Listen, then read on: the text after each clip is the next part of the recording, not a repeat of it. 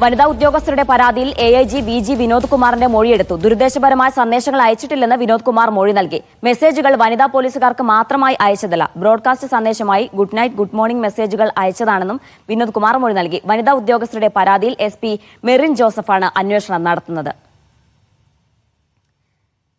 Sijo V John തുടരുന്നുണ്ട്. സിജോ, എന്താണ് ഇദ്ദേഹത്തിന്റെ മൊഴിയിൽ പറയുന്നത്? ദുരുദ്ദേശപരമായ ഒരു മെസ്സേജും താൻ അയച്ചിട്ടില്ല. താൻ അയച്ചിരിക്കുന്നത് ഗുഡ് മോർണിംഗ്, ഗുഡ് നൈറ്റ് മെസ്സേജുകളാണ്. അതങ്ങനെ ഈ രണ്ട് വനിതാ പോലീസുകാർക്ക് മാത്രമായി അയച്ചിട്ടുള്ളതല്ല. താൻ ഒരു വാട്സപ്പ് ബ്രോഡ്കാസ്റ്റ് തയ്യാറാക്കിയിട്ടുണ്ട്. അതിൽ മെസ്സേജ് അയച്ചു. അപ്പോൾ എല്ലാവർക്കും പോയ സമയത്ത് ഇവർക്കും മെസ്സേജ് പോയി. അല്ലാതെ ഇത്തരത്തിൽ മെസ്സേജ് അയച്ചതിൽ യാതൊരു തരത്തിലുള്ള ദുരുദ്ദേശവും ഇല്ല എന്നുള്ളൊരു കാര്യമാണ് AIG വിനോദ് കുമാർ മൊഴി നൽകിയിരിക്കുന്നത്.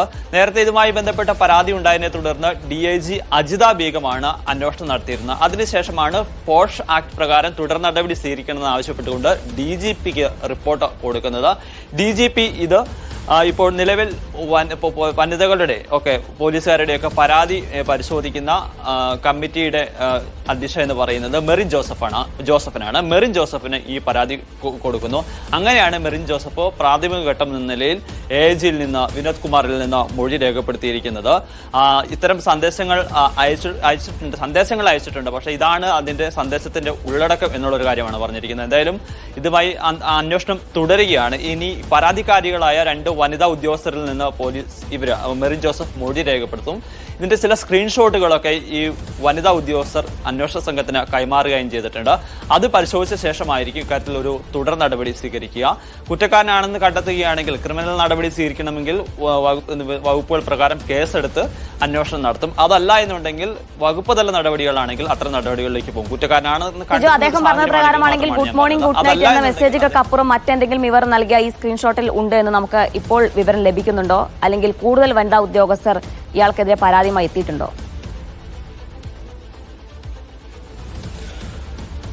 പരാതികൾ വന്നിട്ടില്ല. പക്ഷെ ചില ആരോപണങ്ങൾ ഇതുമായി ബന്ധപ്പെട്ട് ഈ വനിതാ ഉദ്യോഗസ്ഥർ നൽകിയ പരാതിക്ക് പിന്നാലെ വന്നിരുന്നു. പക്ഷെ അത് ഒരു റിട്ടൺ കംപ്ലൈന്റ് ആയിട്ടൊന്നും വന്നിട്ടില്ല. നിരവധി ആളുകൾക്ക് അത്തരത്തിൽ മെസ്സേജുകൾ അയച്ചിട്ടുണ്ട് എന്നുള്ളതാണ്. എന്തായാലും അതിന്റെ ഉള്ളടക്കം എന്താണെന്ന് സംബന്ധിച്ച് ഇപ്പോഴും നമുക്കൊരു വ്യക്തതയില്ല.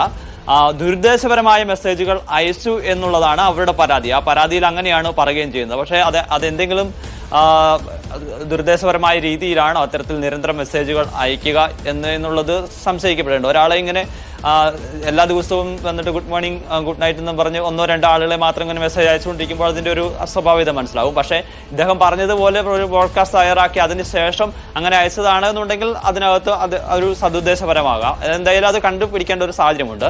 പക്ഷേ പോലീസ് ഈ വിഷയങ്ങളെല്ലാം ഗൗരവത്തോടു കൂടി എടുക്കണം എന്നുള്ള കാര്യം മനസ്സിലാക്കുക. കഴിഞ്ഞ ദിവസമാണ് പത്തനംതിട്ടയിൽ തന്നെയുള്ള ഒരു പോലീസ് ഉദ്യോഗസ്ഥന് ഒരു പരാതിക്കാരിക്ക് നിരന്തരം ഗുഡ് മോർണിംഗ് മെസ്സേജൊക്കെ അയച്ച, ഗുഡ് മോർണിംഗ്, ഗുഡ് നൈറ്റ് മെസ്സേജുകളൊക്കെ അയച്ച പോലീസുകാരനെ സസ്പെൻഷൻ നടപടി സ്വീകരിക്കുകയും ചെയ്തിരുന്നു. അങ്ങനെയാണ് നോക്കുകയാണെന്നുണ്ടെങ്കിൽ സ്വാഭാവികമായും ഇദ്ദേഹത്തിനെതിരെയും നടപടി വേണ്ടിയാണ്. കാരണം പോലീസിലെ ഏത് ഉദ്യോഗസ്ഥനാണ്, താഴെത്തട്ടിലുള്ള ഉദ്യോഗസ്ഥനാണെങ്കിലും ഉയർന്ന ഉദ്യോഗസ്ഥനാണെങ്കിലും തെറ്റ് ചെയ്തിട്ടുണ്ടെന്നുണ്ടെങ്കിൽ അത്തരം സന്ദേശങ്ങളുടെ ഉള്ളടക്കം ഒന്നാണെങ്കിൽ സ്വാഭാവികമായും ഒരേ നടപടിയാണ് സ്വീകരിക്കേണ്ടത്. ഇനി ഇത് വളരെ അദ്ദേഹം പറയുന്നത് പോലെ തന്നെ സദുദ്ദേശപരമാണോ എന്നുള്ളത് അതല്ല, അതിലെന്തെങ്കിലും അസ്വാഭാവികത ഉണ്ടാവുന്ന മറ്റ് മെസ്സേജുകളുണ്ടോ, അതല്ലെങ്കിൽ അത്തരത്തിലുള്ള കാര്യങ്ങൾ പോലീസ് അന്വേഷിച്ച് കണ്ടെത്തേണ്ടതുണ്ട്.